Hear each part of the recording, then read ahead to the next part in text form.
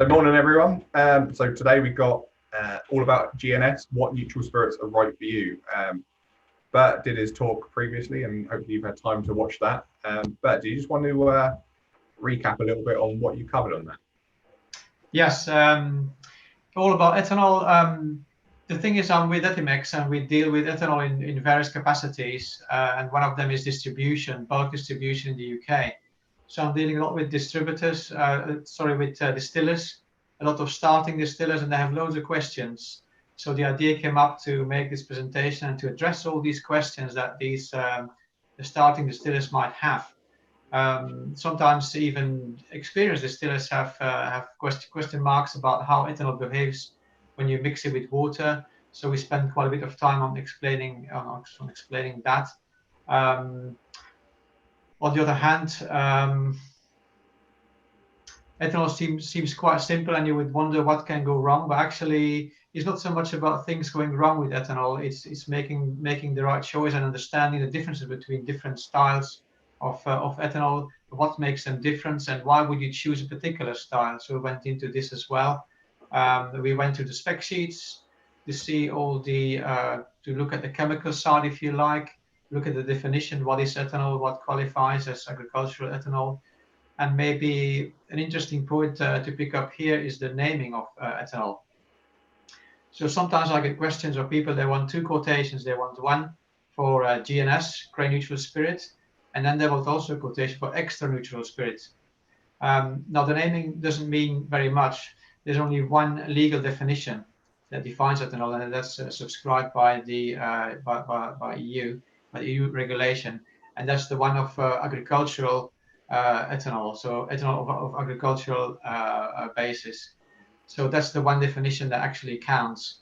All the other names like surfing, extra neutral, neutral, grain, these are used within the industry, and some producers use these internally. And of course, these names or these names get out there, and people might get confused by these.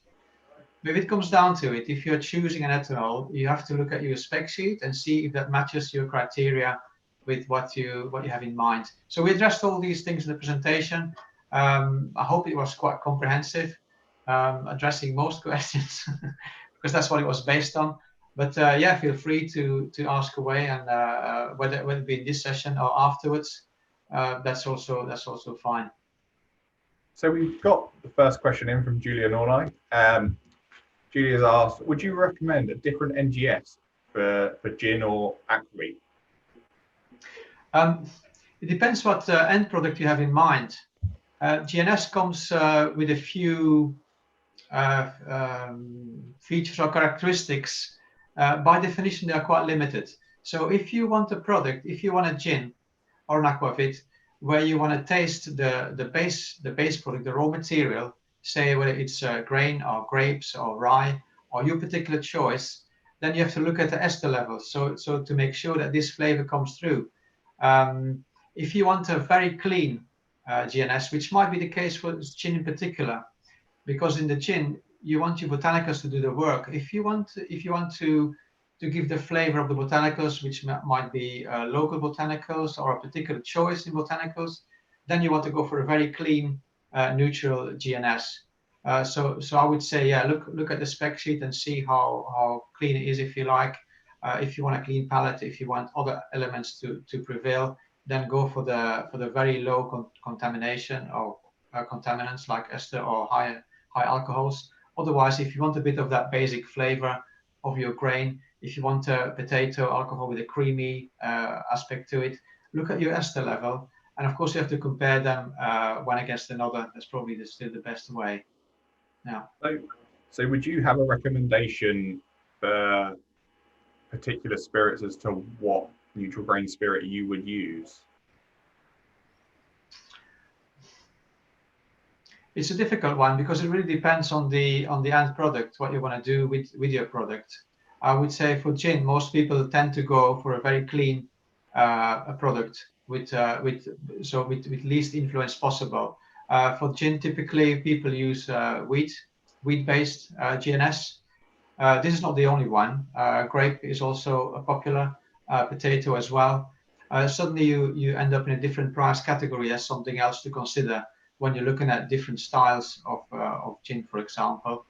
I think the first question you probably ask at the time of development, okay, what is it that I want to achieve? Do I want to make a particular gin with a particular base spirit, or do I want my botanicals to prevail and to make really an impact on the flavor of the end product? So I think that's quite clear in sort of vodka as well. I mean, having worked at the ADI spirits judging for a number of years, it's the variance that you get from the base spirits. You know, you enter a real variety of everything ends up being so different because of that base spirit. Yeah. So yeah, sorry, just waiting for a few more questions to go through. I've just had the one so far. So is there anything you wanted to really touch on that you didn't touch on in the original? Yeah, maybe coming back to the comment you made there, Joe, about vodka is an interesting one. It's a very clean product, vodka, or it should be. It's theoretically you could use pure ethanol as a vodka. Most people don't do this. They might run it past a still to give a contact with copper. They might cut some heads or tails to make it smoother. And also various people, or a number of people, when looking at vodka, they will mix different grains, neutral spirits together. So they might have a percentage of grain and a percentage of potato, percentage of something else, maybe different grains, to give that slight difference in the vodka. Because it is surprising if you put vodkas next to each other. It's surprising how much difference there is in the flavor and how you can distinguish them. And that's mostly due to the base product. Yeah. Yeah, and it's a little bit off topic, but there's a product out of Kazakhstan or it's one of those countries around that area, and I think the base spirit's mare's milk, something along that line. It's very different, and it's very good. It's very strange, and it really proves the difference that you can get between your products from what you're using as your base. So yes, yeah, and then talking about the base geographically. Of course, in the UK, we're going to mostly going to use bases or neutral spirits that are produced within Europe for logistical reasons. It would be quite expensive to import from far away for the freight cost, basically. But if you look at the spirits within Europe, if you go from West Europe to Eastern Europe, they tend to go. They tend to have much more flavor towards the east, and that's why you will see so many vodkas originating in Eastern Europe, in Russia, in Poland, Kazakhstan, as you mentioned. And they do tend to have more flavor or more character, or more the raw materials will come through in the taste, especially in these regions, compared to Western Europe, where it's all very clean, very industrial, very high spec, ideal for gin, but maybe not so much for vodka. I think that says a lot for regional spirits in general, though. So, it's what the consumer is looking for in different areas. I guess depends on what sort of NGS you're using as well. So, like you say, Eastern Europe, maybe they're looking for a little bit more of a robust, rugged sort of spirit, whereas, like you say, over the western part of Europe, you're looking for a cleaner spirit, and through different continents as well. I'm sure there's a lot of variations with that. Yes, yeah, absolutely. So Julia's asked another question. She says, is there any restrictions country-wise which kind of ethanol of, so she said AGR, OR, IG are allowed? So just generally, is there any restrictions on ethanol through the different countries? The restriction will be in the EU. You have to comply with the regulation that is laid down in the EU. So various countries have different regulations to produce vodka or end spirits that you want to use. But if you purchase ethanol from agricultural origin, it has to be minimum 96%. You can't go below this. If you go below this, it's no longer ethanol. It might be something else, but it's not ethanol. So you have to stay within these regulations. Where it comes from actually doesn't really matter. The origin in that sense does not matter. Locally, there might be different regulations. That's something else. For example, for industrial grade ethanol, you can go down to 95%. which doesn't seem very much, but actually in flavor that would be quite a lot. But for beverage, ethanol is 96. Yeah. Is that the same? So is that just a Europe thing, or is that the same across the world? So like Julia, she does do a lot of work through a lot of different countries. So is that just a standard for Europe, or is that a standard worldwide? It's the standard. It's a standard worldwide. And the reason why 96 is because it's very close to the azeotrope. So you can't make, well, you can, but by distillation only, you cannot make ethanol that is much stronger than, say, 96.5755 or 6%. If you want to go higher, then you end up in the territory of the anhydrous ethanol. This is then dried either with other chemicals that create other azeotropes, and you can extract more water, or you can also use molecular sieves, which is currently done for beverage alcohol, but this is quite a new trend. So I don't want to pretend it is the norm, because it's not. But yeah, these anhydrous ethanols, they are mostly used in the pharmacy, cosmetics industry, for extraction for other kinds of purposes. But in the end, the 96% makes sense because it is the easiest way to obtain high-grade ethanol, and it's also the most efficient way to ship it. Because the less ethanol, the lower the ABV, the more water you will ship, and the freight cost is very important in our business, definitely. Yeah. Certainly. So Julia's just said that the vodka from Kyrgyzstan is called Irag. I think I was actually talking about Khan's actually, but there's a lot of different ones. All right. So we've had an anonymous question in of how difficult is it to produce? Oh, sorry, I've asked the question. 2 seconds. Bring it back. So how difficult is it to produce a wheat NGS yourself? A good question. If you have to go up to 96%, that is quite a challenge. So you need a decent column for rectification. I've seen columns from quite sizable columns to do that in one go. Otherwise, you need multiple steps. And now it's not just the ABV. When you do this yourself, you also have to look at methanol levels, aldehydes, high alcohols. So they all have to be within the limitations of the regulation of the EU regulation to be able to use it or to sell it as ethanol. So it's not difficult. The equipment is out there. But if you want to do it on a small scale, that would be quite a challenge, I would say. Yeah. Would you say it's a cost-effective way to do it, to make your own NGS, or would you say it's probably more cost-effective to buy in outsourced, really, externally? It will be very hard to beat the prices of the large manufacturers. Don't forget these large distilleries. They are actually industrial plants with very large columns, very large volumes. So they have the benefit of the volume in every sense, in purchasing, in producing, in the manufacturing side, the storage. Everything is in their favor. Nevertheless, people still decide to make their own grain spirit or other spirits. There are a few good examples in the UK, for example, for potato manufacture and other fruits. People distill their own produce from the surrounding lands, and it makes sense in that way because they make a unique product that has got a story behind it, and it justifies the effort, if you like, and also the cost attached to this. Yeah.